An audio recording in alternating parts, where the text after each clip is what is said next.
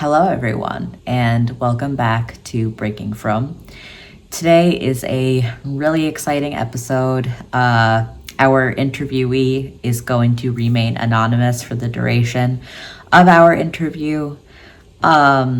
His name or his pseudonym is Adoniyahu, and he's going to be sharing his story of growing up in sort of a Haredi light community in Europe and sort of his journey to becoming an atheist and embracing atheism despite the fact that he grew up in a very frum environment.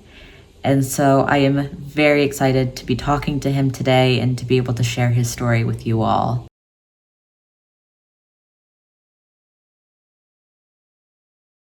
So, welcome to Breaking From, Adoniyahu. Thank you. Good to be here. So let's start off with where does your OTD story begin? What was your childhood, early years like? Okay, so I grew up, I would say, kind of Haredi light. So the way, probably to paint the picture, I went to a Haredi school, but they taught secular subjects, but there was still 4 hours of Kodesh, um, kind of every day. And, for example, like I wasn't allowed to talk to girls, um, girls weren't allowed to talk to boys. It's that kind of thing, like you wouldn't go on, you wouldn't date yourself. You wouldn't have boyfriends or girlfriends. Um, but for example, we had a TV at home, so it's kind of like it's not the most Haredi, but it was kind of like in between, I would Mm. say. So that was kind of so that sets the um some of the context. Yeah, my childhood was, I don't know, average, I would say. I don't think it was particularly happy, but it was okay. I think. But religiously, it's interesting because I remember actually from quite a young age, I think I must have been around 10 or so, like wondering about, does God really exist? Is that really a thing?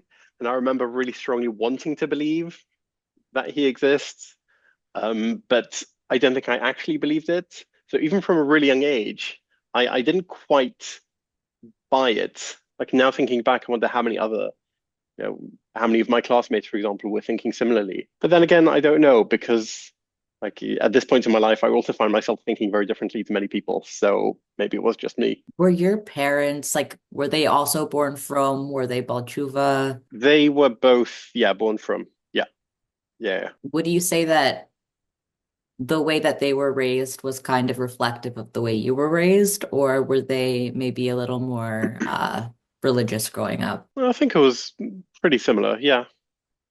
Okay. Yeah, I think it was the same. Yeah. I don't think they changed in either direction really. Do you feel like, you're struggling with these thoughts at a very young age of, Mm. is God real? Is he Mm. not? Do you feel like your family was very spiritual in the sense that like they really firmly believed, or was it more intellectual? So I don't know if this is unique to my family. I don't think it is. I think it's quite widespread in the Haredi world that you just don't really talk about God, generally speaking, unless you're like very Hasidish.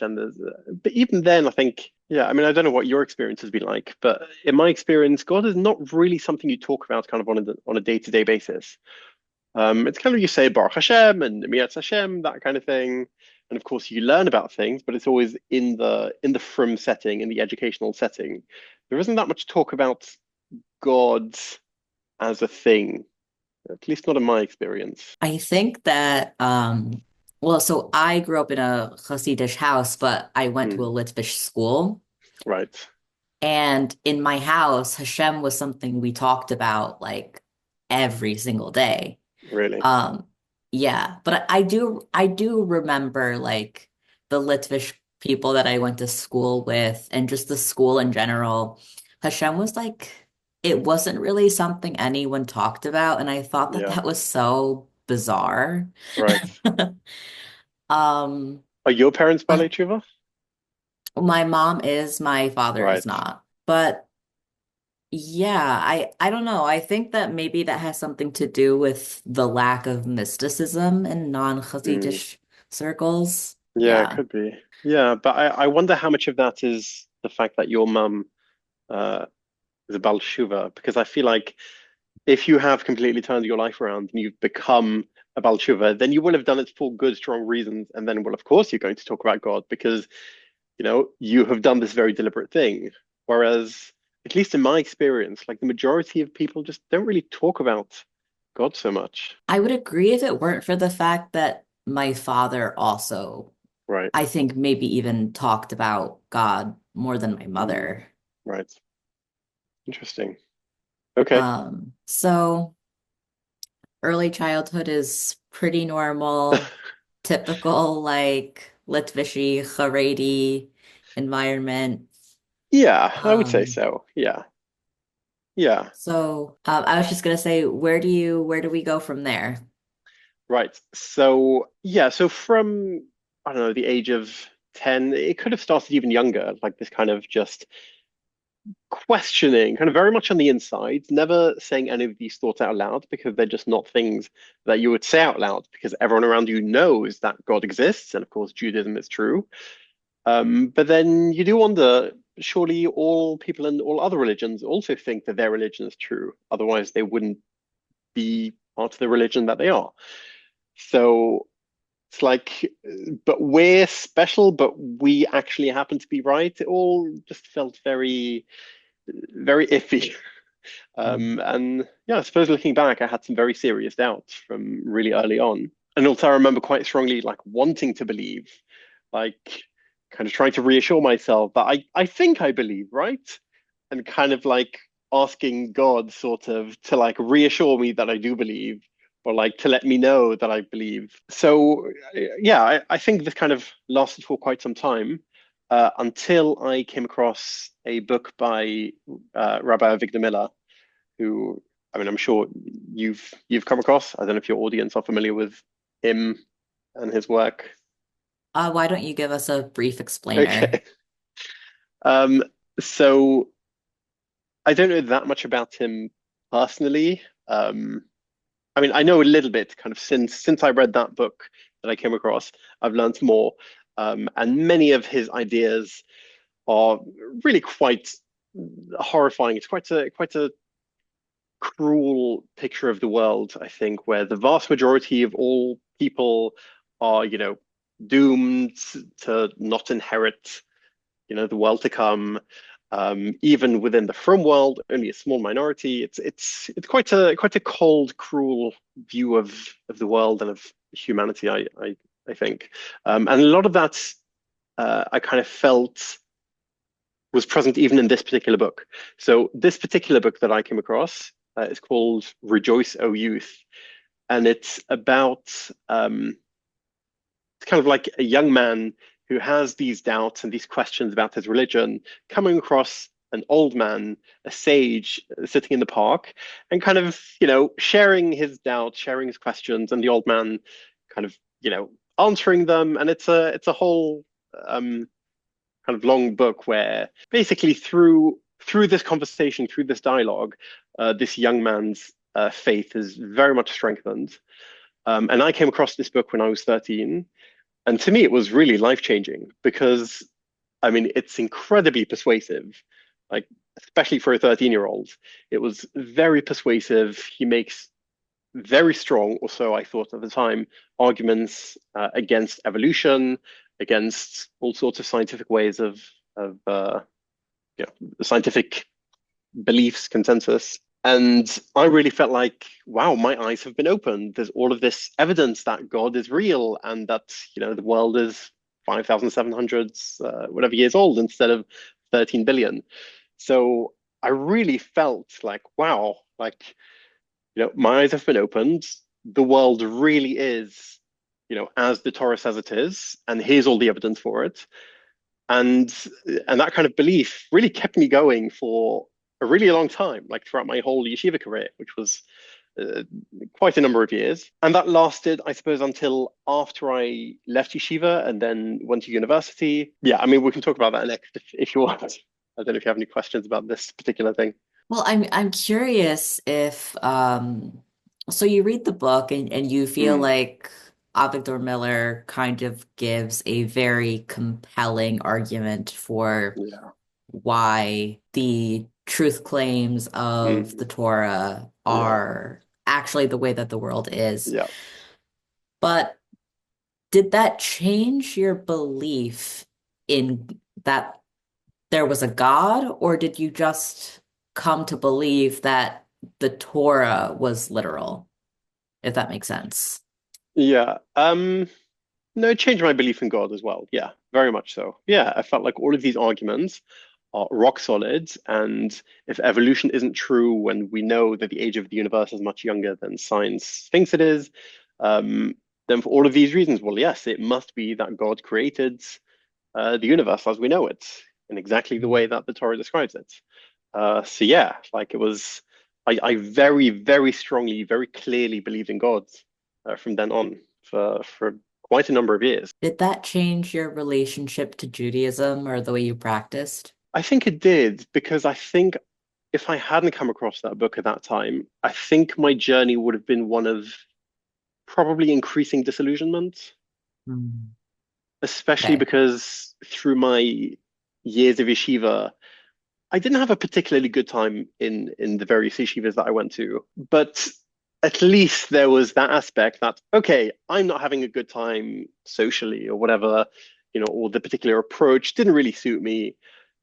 But at least, this is all like I'm learning Torah and that is a real thing, and I'm really gaining share in the world to come in all of these things. Like, at least at the core of it, like, yes, I felt like I'm doing this for good reasons. Um, yeah. Whereas I think if not for that, my belief already being very kind of hazy, do we really know that Judaism is true? Do we know that God exists? I think over the course of my years in yeshiva, I think that would have just resulted in me just I don't know becoming increasingly passive and apathetic. I think Okay. yeah. So yeah, I think it did very much have an effect. Okay. So why don't you take us into the next part of your story? Right. Um, so I so after yeshiva, I attended university, Mm. and because I would say I was kind of on the edge, like as I said, Haredi light. I was kind of on the edge of like the very Haredi world who would never ever go to university, and kind of the more mainstream going to university world, which is kind of more modern Orthodox. So I was kind of on the edge of those worlds. And so going to university and then trying to find other from guys to live with, yeah, kind of the only people I found to live with were more modern Orthodox people. So, and they did things very differently. They had friends who were girls, for example, and they weren't so bothered about learning Torah all the time or going to minyanim. Although actually some of them were really quite strict about that. But still, just the way they talked and what they talked about. They went to the cinema and they went to bars, and all of that stuff was completely new to me. But actually, I much preferred that. I remember thinking, well, if this is an option and these guys are still from, then well, I'll just have this, thank you. No, I don't like the restrictions of the more Haredi world I grew up in. So I kind of slowly, gradually became more and more modern Orthodox, I would say. Kind of, yeah. But all of that time, I still, my beliefs were, pretty much unchanged, I think. Kind of sustained by this book by Avigdor Miller. It's like, yes, well, the evidence is very clear. But if this is a valid way to do Judaism, then I'll do it this way, and that's fine. It's only then afterwards, kind of, well, I don't know how long after going to university, but I remember having a conversation. Well, I don't remember the conversation, but I remember it came up talking about evolution or the age of the universe with a friend. And when this particular friend said that he believed in evolution, I was totally shocked. I was like, what do you mean? But we know evolution is not true. I was absolutely shocked. And I think that kind of cracked the this otherwise very hard um I don't know, beliefs or faith or whatever you want to call it that I'd sustained until that point. Because, oh, well, this guy's from and he doesn't believe in all of this stuff. Despite all of these really strong arguments, I think I felt that Avigdor Miller's book had made. Like, okay, well, there are some cracks appearing here. Even some from people believe in evolution. Yeah, that's really interesting.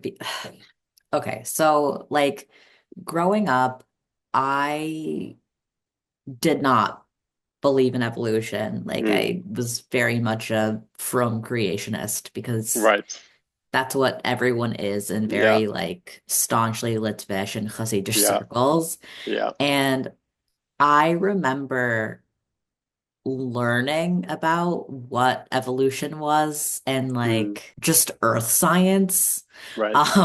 when I was an older teenager and just feeling floored because I had never learned about it.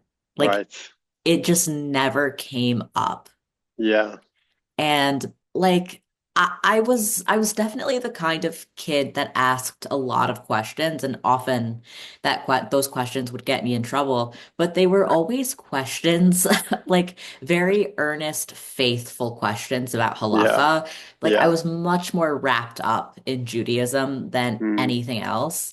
right. Um, and I remember more recently, like I have a friend that's OTD from a Mm, Modocs community, mm. and she was telling me that, like, yeah, everyone she grew up with believed in evolution Yeah. and Yeah. that, like, they believed in So God. And weird for us. also, Yeah. that was so weird. Like, Yeah. so I can remember, not remember, but I can imagine that that was very destabilizing for you, Yeah. Oh, yeah. especially if like so much of your belief on God hinged Hmm. on this book written Exactly. by Avigdor Miller. Exactly. Yeah. Yeah. Um, yeah. So I think that kind of, I can't remember exactly the time scale over which things happened, but I definitely remember over the following few years after that conversation, thinking about things a bit more and looking into things a bit more, and then realizing that actually his arguments, persuasive though they were to 13-year-old me, actually they don't quite hold up. Some of them misrepresent what evolution is or claims. Some of them misunderstand the arguments for evolution or are like they kind of make arguments based on probabilities, like what are the odds of the eye spontaneously forming? But like the eye didn't spontaneously form. It was a very gradual process where at each stage there were different mutations and evolutionary benefit. Um, yeah, so I came to realize that as strong as his claims seemed to be, they were actually quite flawed. Um, yeah, Yeah. but by that point, I think I think it was good that I was in the modern Orthodox world by this point because then that wasn't so threatening to my belief in Judaism anymore. Because by then, by that point, most of the people around me, most of my friends did believe in evolution. So it was kind of a process of I think, like my worldview or my view of God and Judaism became a lot more naturalized, I would say. Or like you don't need to have these miracles and these grand events, creation being a literal 6-day process. Like, no, actually, there's no reason why God couldn't have created the universe over 13 billion years, and why he couldn't have created life through the process of evolution. And actually, I then thought, actually, isn't that much more impressive? If God can create the wonderful complexity of biology through just creating a universe, a simple universe, and having it evolve itself, that's much more impressive than having to like fiddle things together in this really tricky way. Like, okay, I think it works. Okay, start the clock. I'm kind of curious, like, so obviously you don't believe in the creation story anymore. No. Did that lead you to question the stories of the Torah. Like I know that there are some from people that are like, okay, the earth is 13 billion years old, but Adam Yeah. and Eve were real people. Right. Yeah. Um, and like everything that happened after Adam and Chava is real. Yeah. It's just Yeah. like not necessarily within the specific time frame. Like, where were Yeah. you with that? Yeah. Right. So yeah, like a lot of people say, I think especially in the modern Orthodox world, like from Vayachulu onwards, like then everything's literal, then everything happened, and before that is metaphor. Now, okay, I don't begrudge people for believing that. Um, but I certainly don't think that's what people used to believe, right? I think that very much is an innovation based on, well, this is untenable. We know scientifically the world wasn't created in 6 days, so we kind of have to claim that before this point, everything is sort of metaphor. Um, yeah, so I think it's a way of yeah, coping, really. And you had come to that conclusion like after you accepted a naturalist worldview. Yeah, yeah, I think so. Yeah. So sorry, so what was your question? Oh, that was my question. Oh, okay. Yeah, Um, so what did your relationship with Judaism evolve into after that? right. Yeah. So I realized that even with this more naturalistic view of Judaism, this more naturalistic relationship with Judaism, I realized that I actually still believed in God, still believed in the Torah, etc.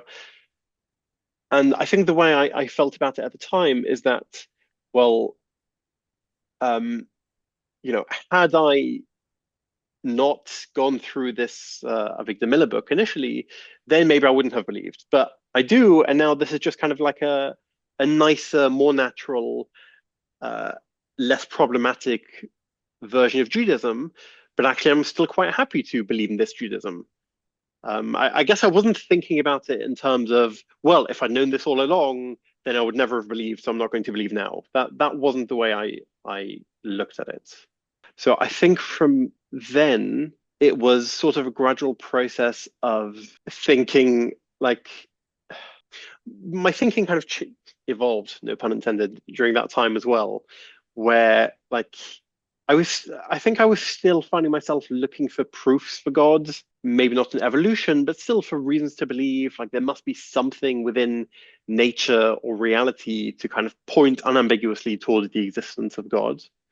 Mm. Um, but I think after a while, I realized that was just never going to happen because, well, God is outside the universe.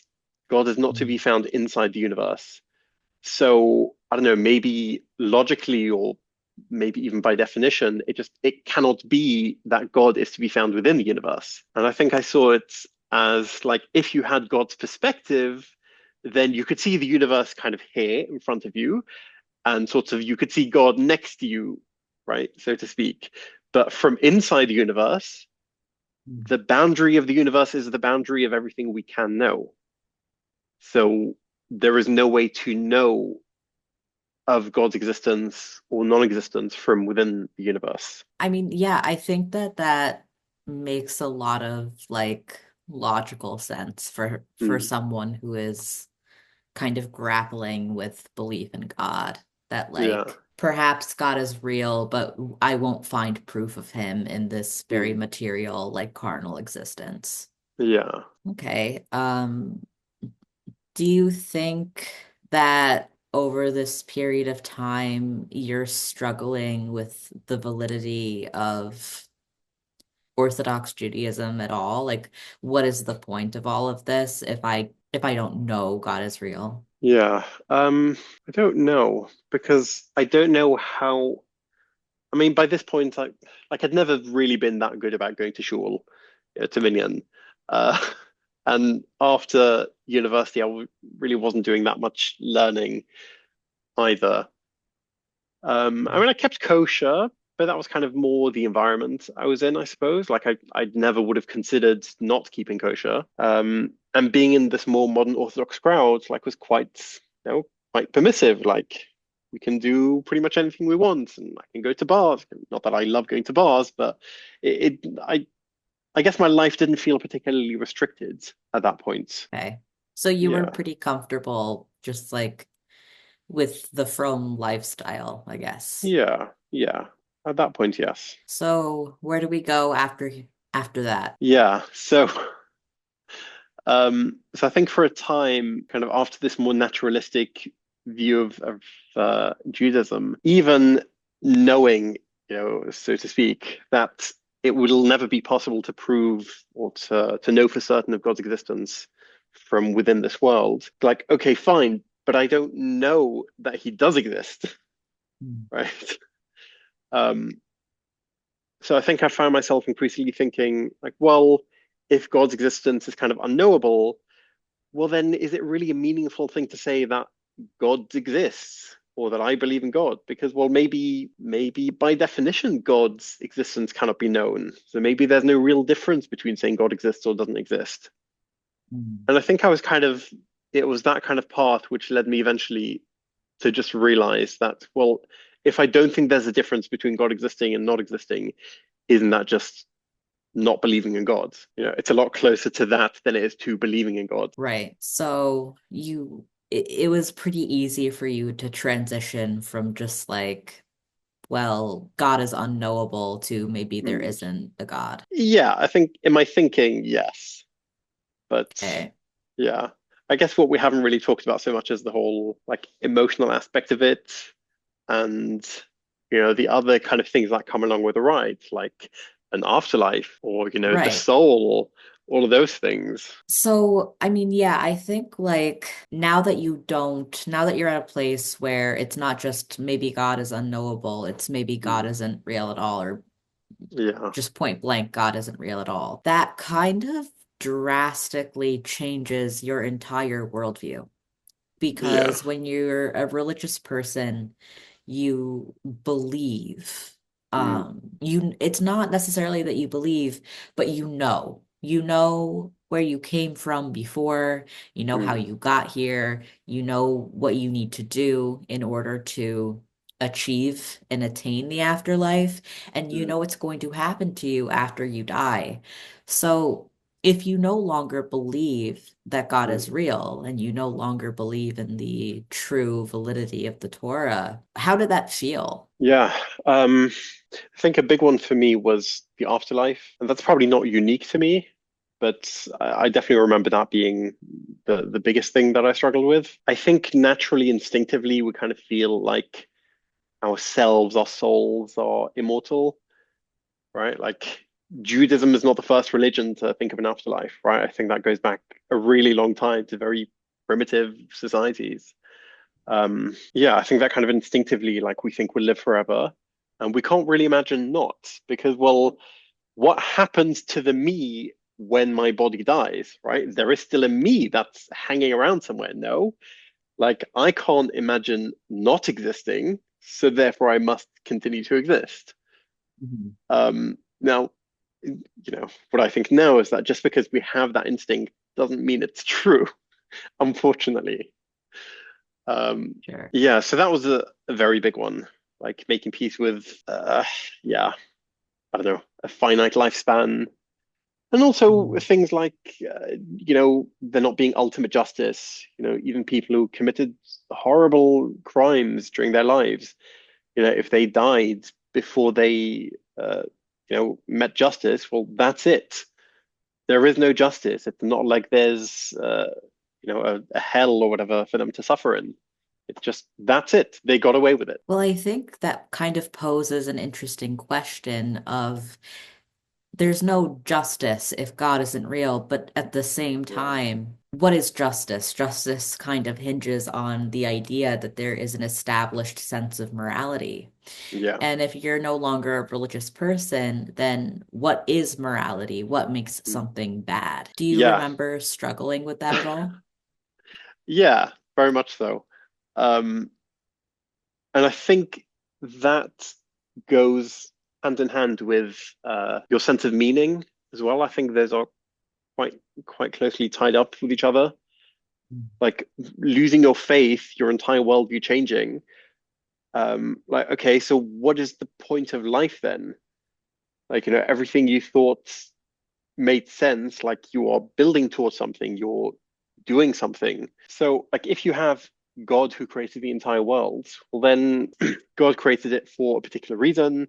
And at least in the Jewish view or the kind of Kabbalistic, beliefs that I had, like every action that you take has, these cosmic ramifications. A good act creates these angels, so to speak, and an Avera sin has these creates these demons, and everything is intensely meaningful, and so you see life, every action through that lens. But when you no longer believe in that, well, now it's just physical bodies just doing things, right? Now it's Yeah, just nothing has any meaning, right? If I go and hurt someone, there's no punishment. And if I go and help someone, there's no rewards. So, well, there's no, so there's nothing, right? There's no cosmic record keeping of anything. right. Yeah, so that's I found that very difficult to make my peace with. Um, and I think, at least from other OTD people I've been in touch with, I think that's a fairly common stage that they go through, which is kind of this period of nihilism where, like, what's the point of anything? Morality is a lie, getting very Nietzschean about it all. And um, yeah, but in my experience, kind of most people eventually go through that phase. Um, yeah, which we can talk about.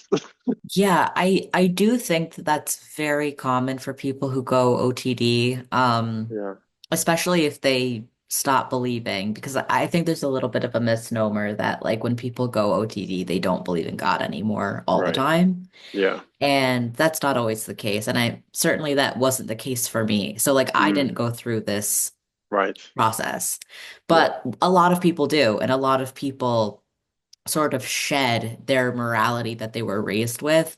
And I yeah, think especially when you go OTD when you're younger, there's a tendency to kind of go crazy and become very self-destructive, right. because there's nothing stopping you now and Yeah, you're not yeah, beholden to any covenant. yeah. So I'm kind of curious, like going through this period of nihilism, do you think that this was just sort of an intellectual thing that you were struggling with, or do you think it presented any like material issues for you? I think it was more of an intellectual thing. Hmm. Yeah, yeah, I don't think I went. Yeah, I don't think I had any symptoms of depression or anything like that, if that's what you're asking. Or like feeling lost in life. I didn't really have that so much. It was more of an intellectual process, I think. And when Yeah. you were going through this, did you have anyone to talk to about it, or was it sort of just something that you were dealing with on your own? Hmm. Yeah, good question. I think I did have some people to talk about this with, yes. Yeah, trying to think back now, it's tricky because I did have some friends who kind of believed similar things, philosophically speaking, but they wouldn't ever call themselves OTD. So I think that says more about their relationship with Judaism just not being rooted in intellectual reasons, which I think it very much was for me. Yes, I suppose that's interesting. Like, I have one friend in particular who, me and him, I would say, believe almost the exact same things, but he keeps Shabbos, Mhm. right? He thinks of himself as from, whereas I very much don't. And very often it's a matter of like, well, I think about things this way. I have this framing, but he has this different framing, which is like, he has a relationship with Hashem, even though he doesn't actually believe in, God on a philosophical level.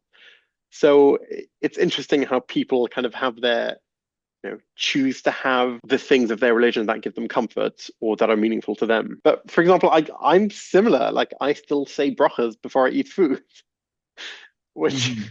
is ridiculous, objectively speaking. Well, I think that that sort of could lead us into a conversation of like some people who are still from are atheists for all intents and Hmm. purposes. They don't Yeah. believe in God. They don't Yeah. believe that the Torah is literally true, but they Yeah. see a lot of value that Mm. comes from this sort of relationship with the God of your ancestors, if Mm. you understand what I'm saying. That like Mm. our ancestors have this relationship with this God, this Yeah. higher being that I might not Yeah. believe in, but I follow in the Yeah. footsteps of the people who came before me because for whatever reason I find this meaningful and I think that this Yeah. adds to my life and is fruitful and is good for, the generations that are coming after me. Yeah. Um, and some people see it that way. So I'm curious for you, why did you feel like going OTD was the better option? And why did you feel like continuing to practice Judaism was less fruitful or meaningful? Yeah. I wonder if had I, okay, let's say for example, at this point, if I had, let's say, reached out to a rabbi and asked him these questions or made these arguments, if that hypothetical rabbi would have said, "You're absolutely right in everything you've said, all of these arguments fully work, and I have, nothing to, I have no counter arguments to say that God does exist or Judaism is true, nor would I want to. It's just for me, this is what Judaism is. And if he described it the way you're describing it, right, it's about a meaningful religion, a way of life. I wonder how much less of a struggle my whole journey would have been, because I think then I would have felt deeply validated about my thinking, the intellectual, philosophical aspect of everything. I would have felt validated and listened to. And then I would have felt empowered, like, okay, well, now it's up to me. It's up to me. Do I want to carry on, you know, um, practicing this religion, either fully or partially? But either way, I'm right, in that all of these I suppose, more simplistic views of religion or more literal views of religion, yeah, they're not accurate. They're not actually true in a philosophical sense. Right? I think Mm. if that had happened, I would have felt much more freedom to actually just, probably settle where I am now much sooner with much less of a struggle. It's just frustrating to me that that didn't happen. Like, sure, I never really reached out to a rabbi. Most of this happened very much within me, kind of silently.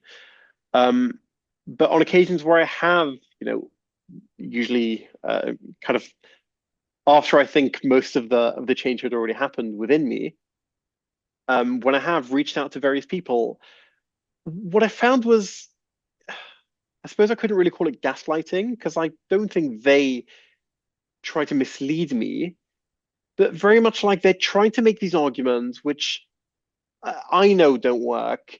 I feel fairly confident that they know don't really work. Or they're just kind of things that you say to these annoying, teenagers that come to you with questions. Like that, I felt a lot of not being taken seriously, basically. Right. Um, and when I know that my perspective is clearer, when I know that my arguments are more sound than their counter arguments, well then, like, who are you trying to fool here? Mm. Right. I think that formed a lot of the fueled a lot of the aggravation behind this whole process. Made it really frustrating, really invalidating for me. Mhm. Yeah. Whereas if it had been a lot more like you described, then I think it would have been like, okay, well now it's up to me. And now I'll probably drop some things that I don't want to do and keep some things I do want to do.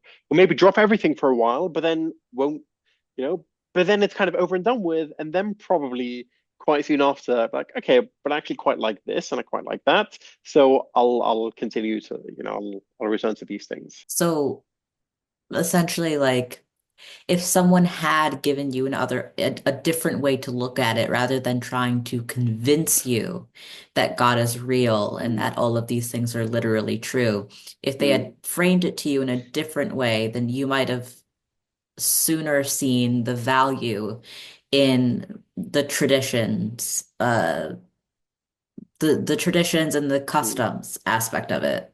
right. think the Mm. key thing for me would have been if they'd validated my thinking. I think that would have been the most important thing for me. Validated as in telling you that you were right or that it was okay for you to think that way. I think the way I see it is that I think I'm right. So, so yeah, I feel like that's what I would have wanted. Um, I think plenty of religious Jews like they do have this perspective, which is a lot closer to what you're describing, which is they don't really care about the philosophy of it. It's just Yiddishkeit is something they feel very strongly about, and it's a very personal thing, and so there's never really a question, right? It's not like it's frustrating to them, but they do it because of this book they read. No, it's a very natural thing for them. It wasn't like that for me. For me, it was very much an intellectual process. Mm. And so I feel like there's a lot of these intellectual arguments thrown around in the frum world, which they don't work. They're not consistent. They're not rigorous. Like none of this stuff would really fly in a philosophy, book. So, so I do think I'm right about these things, not because I'm so clever, just because the counter arguments are so weak. Mhm. Yeah. Just reading off of your timeline here, it kind of like fits into this. You talk a little bit about the from conception of a relationship with God, Hmm. and how that was frustrating for you. Would you be able to talk a little bit about that? Hmm. Yeah. So in my upbringing, at least, with various rabbis I had in school, the Jewish people have suffered, right, over the millennia, right? We know Mm. this. The way this is framed in the frum world is, well, we misbehaved, right? We sinned or we neglected God, and so God punished us, or when we kind of thought we didn't need God anymore, God reminded us of his existence. Right? God Mm. wanted us to cry out to him. I don't think I ever really liked that. I don't Mm. think that ever really felt right because why does God need us to cry out to him constantly? Like, if you think about a parent, like if a parent behaves like that, with their adult children, like you need to reach out to me every single day. You need to ask for my help constantly. Like that, we would say that's a severely dysfunctional parent-child relationship, Mm. right? And I think I understood that on some level, even as a child. It's like, why can't God send us out into the world, so to speak, and pray, for us to be successful, and us and being proud if we do manage to succeed and do the right things? Why does he need this active, like constant reaching out to him? That felt wrong. I suppose the sinning, if we misbehave, okay, fine. If we do terrible, evil things, fine, but it's more about the like constantly like needing to have this personal relationship or like this constant like asking him for everything. Mm. That I really did not like. I really did not connect with. And I think especially when it comes to tshuva, right, repentance, like, oh, I sinned, and you have to talk about how much you sinned, and you have to like, well, why can't you just decide that you're going to be a better person from here on, and then just, if you do, great. And if you don't, okay, well then you've sinned again, fine. But why do we need to like look back and just beg God for forgiveness? Like, what's the forgiveness for? I don't get it. I don't.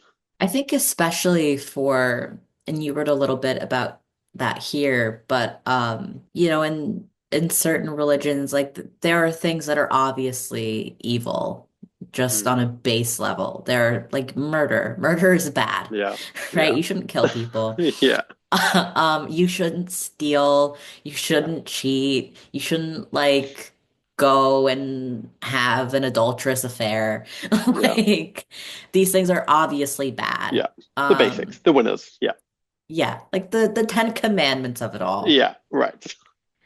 But then you have some like much lower hanging fruit that for some people like it feels like, well, why would that be a sin? Like that's Mm, just normal human nature.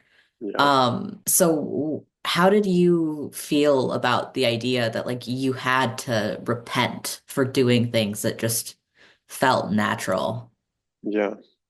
Like one example is maybe a silly example of like Sifrei Chut, right? Just external books, right? Like you're not really supposed to read external books, or I suppose even worse, like this concept of Bittul Torah, right? Where any moment you could be learning Torah and you're not learning Torah is a terrible sin. Um, it's just things like that are so destructive, I feel, very emotionally destructive. And Bittul Torah especially is a huge thing in the yeshiva world, right? Constantly talked about Bittul Torah, right? You're not learning right now. You should be learning. You should be learning. Every second that you're not learning is a terrible sin. Like what you do when you say that to, teenagers, to yeshiva boys, is you're giving them massive anxiety. You are not letting them just be and exist as living, breathing humans, right? It's every moment is infused with potential for limitless sin. And of course, by default, you are sinning limitlessly because by default, you're not learning Torah, right? By default, you're just existing. So that's one example. There are, I mean, many, many more examples like that, right? Like not even going to the whole kind of sexual urges thing where, these evil thoughts, which not only are you not allowed to act on them, but you shouldn't even be having these thoughts in the first place. Like you can't help these things, especially if you're a teenager, right? Mhm. Probably, especially if you're a teenage boy. Like this, especially in the yeshiva world, I, I see the whole culture as being incredibly damaging to people's emotional health.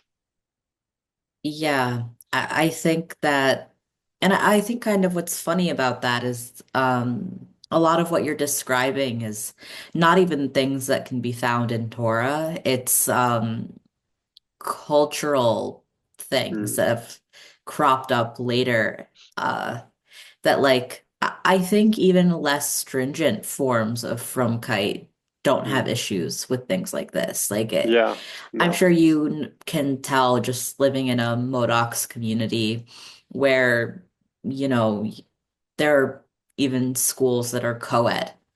yeah, Um, that things along the lines of like sexual immorality are not nearly yeah, as pervasive, or constantly being judged because you're not reading enough, you're not learning enough, you're not yeah, dedicating more of your life to studying, yeah, um, or things of that nature.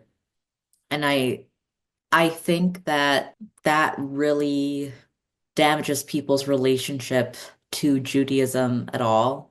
mm, Um, yeah, and I think that communities would do well to listen when people mm, tell them that, yeah, especially, if they don't want their children to leave, if they don't want yeah, their communities to dissolve and for the future generations to get out of it what they got out of yeah, it.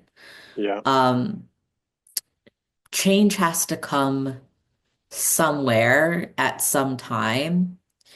And I think with these, more cultural influences, it might be a good place to start. yeah. I agree.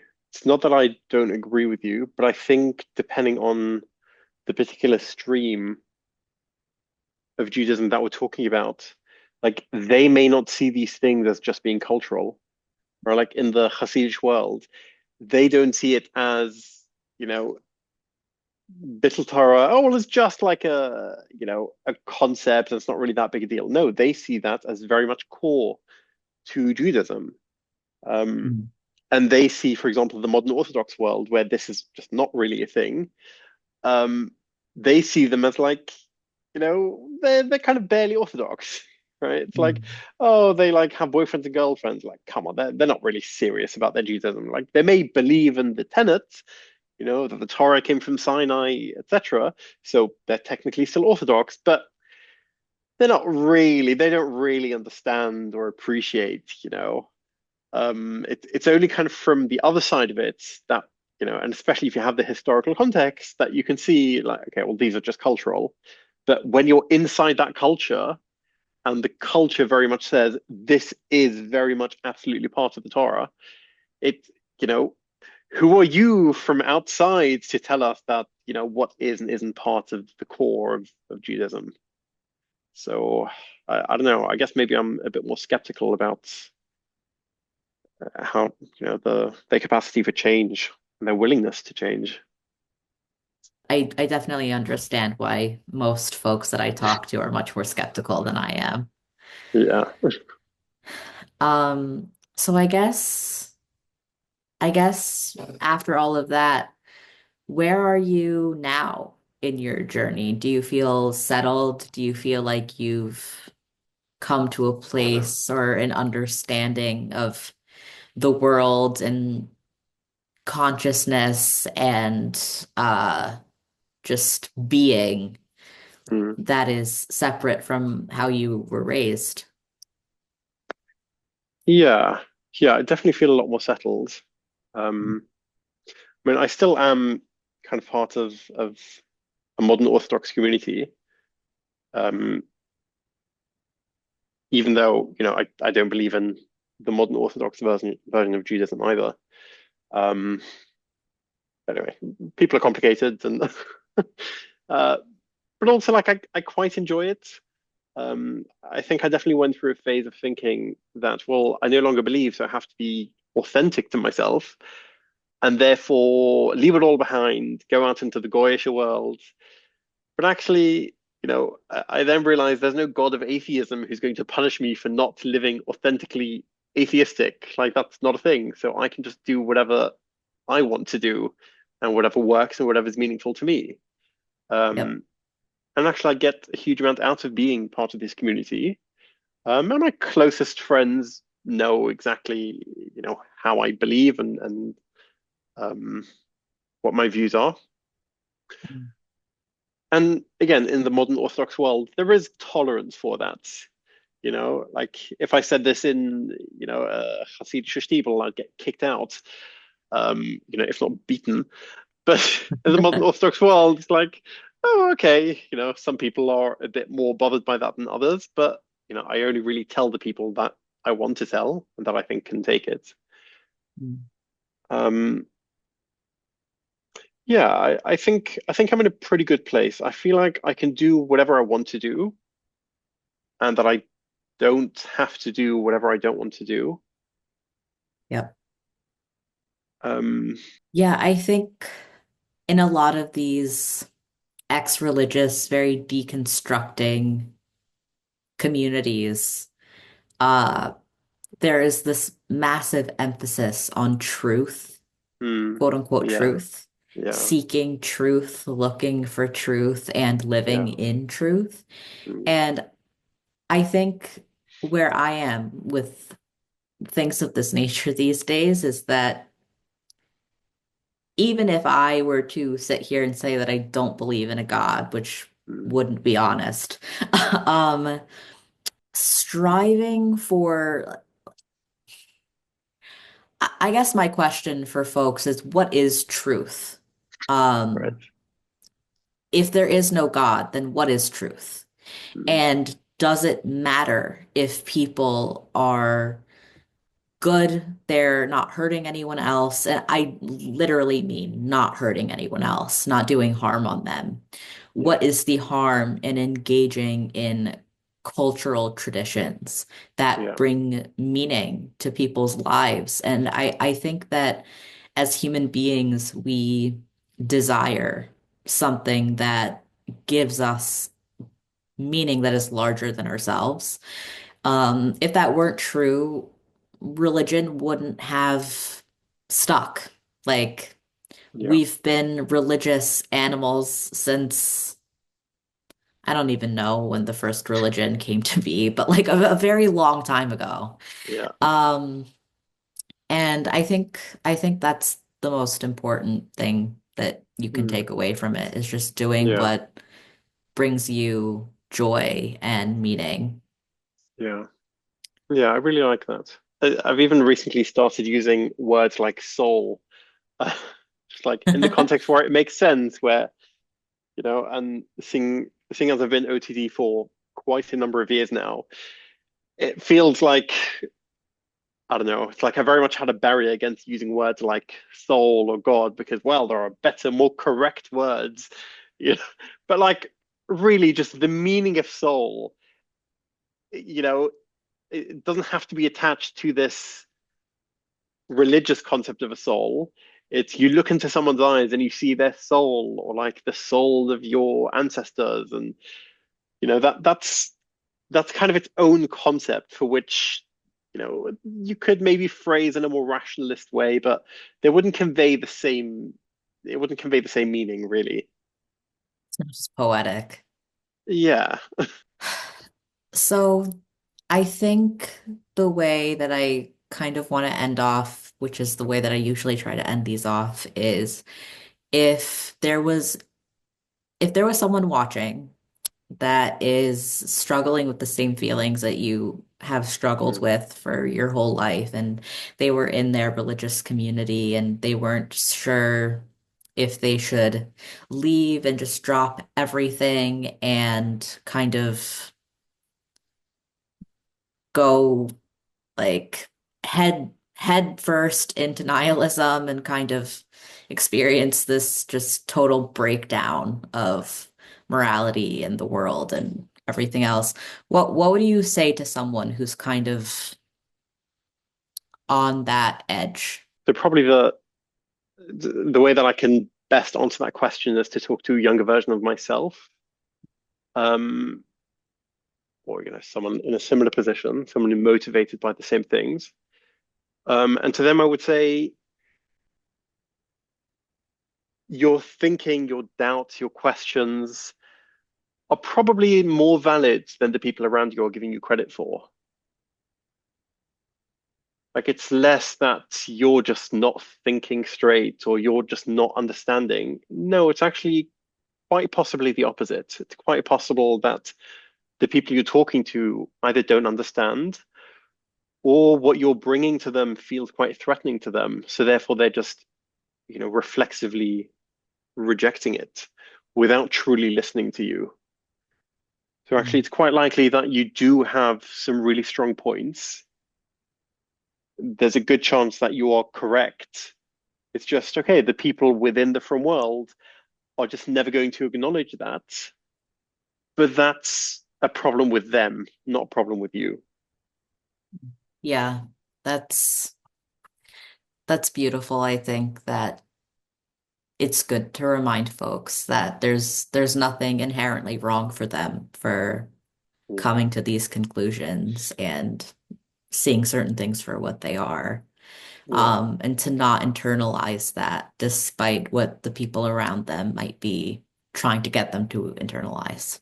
yeah. So I want to thank you for coming on Breaking From and sharing your story with us. Thank you for having me. I really enjoyed this. Yeah, I really enjoyed it too. And I think that this is going to be a really good thing for a lot of people because I think that this is a really common struggle that people Yeah, have. yeah, And I think it's good for them to hear the perspective from someone else who's already been through it. So yeah. Thank you so much. I really enjoyed this. thank you. Thanks. Um, and to the audience, thank you for tuning in and listening to Adoniyahu's story. If you could please like, subscribe, and leave a comment, either thanking Adoniyahu for sharing his story, or if you want to share your story with the community here, go ahead. And with that, goodbye.